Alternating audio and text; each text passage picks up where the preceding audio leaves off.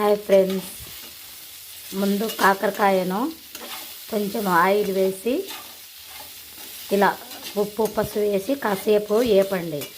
దీని కూరలాగా చేసుకుంటే రొట్టెలోకి బాగుంటుంది అన్నమాట. అందుకోసము ఇలా చేస్తున్నాను. చూడండి, ఇప్పుడు ఆయిల్ వేసినాను, కొంచెము ఉప్పు పసుపు వేసి కాసేపు వేగనిచ్చేసినాను అన్నమాట. ఇప్పుడు దీంట్లో టమాటా పండ్లు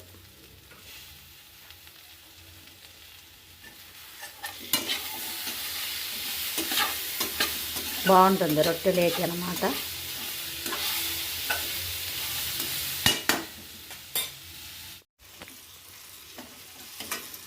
చాలా బాగుంటుంది. ఈ విధంగా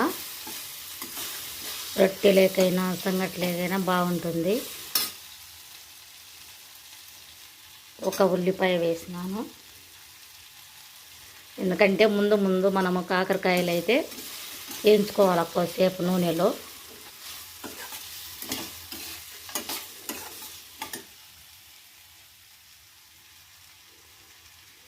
కొంచెం కరివేపాకు వేసి దీన్ని కొంచెంసేపు మగ్గనిద్దాము.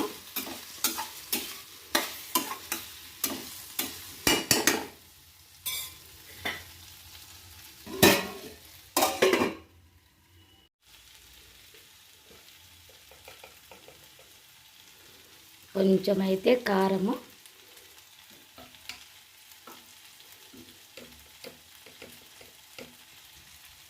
కొంచెము ధనియాల పొడి వేసి కలిపేసి మూత పెట్టుకోవాలి కొద్దిసేపు. ఒక్క చుక్క వాటర్ అంతే.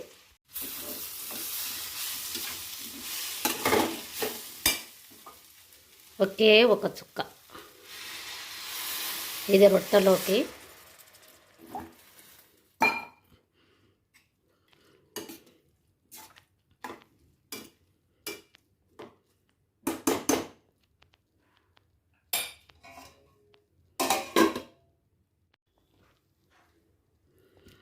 కొత్తిమీర,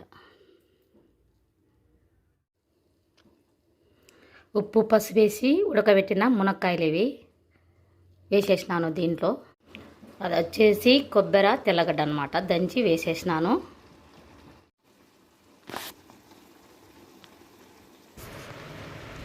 చూడండి ఎలా ఉడుకుతుందో మునక్కాయ కాకరకాయ. చాలా బాగుంటుంది ఇది. మీరు కూడా ఒకసారి ట్రై చేయండి ఖచ్చితంగా. మునక్కాయ కాకరకాయ అదే మునక్కాయలకు ఉప్పు పసుపు కొంచెం కారం వేసి కొన్ని నీళ్ళు వేసి ఉడకబెట్టాలి అంతే. ఇప్పుడు ఇది ఈ కూరలో వేసేసుకుంటే సూపర్ ఉంటుంది. రొట్టెలేకైనా బాగానే ఉంటుంది, సంగట్లేకైనా, షుగర్ పేషెంట్లకు, బీపీ పేషెంట్లకు ఈ కూర చాలా మంచిది.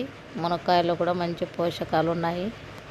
మునక్కాయలు చాలా మంచిది, కాకరకాయలు కూడా చాలా మంచివి. ఈ విధంగా చేసుకుని తినండి, ఆరోగ్యానికి ఎంతో మంచిది. చాలామంది ఇదేం కూర అనుకుంటారు, అన్ని కూరగాయలు కలిపి చేసినా బాగుంటుంది. అన్ని కడుపులోకి పోయేటివే కదా. మునక్కాయ కాకరకాయ చాలా రుచిగా ఉంటుంది. నేను చెప్పినట్లుగా ఈ విధంగా చేసుకోండి. ఒకసారి మీరు కూడా ట్రై చేయండి. అయిపోయింది మొత్తానికి. వీడియో నచ్చితే లైక్ చేయండి, షేర్ చేయండి, సపోర్ట్ చేయండి, సబ్స్క్రైబ్ చేసుకోండి please. Thank you for watching.